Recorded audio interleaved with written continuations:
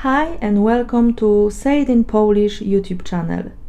Today we will learn how to pronounce word Kraków. This word has two syllables. Kraków. Kraków. Practice is key to success, so let's practice.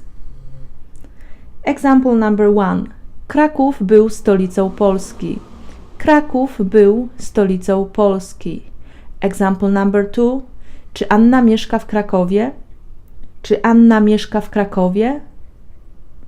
And our last example. Nie jestem z Krakowa, jestem z Warszawy. Nie jestem z Krakowa, jestem z Warszawy. That's all for today. I hope you like the video. Please subscribe for more Polish vocabulary and grammar lessons. Thank you very much for watching. Powiedz to po polsku, which means say it in Polish.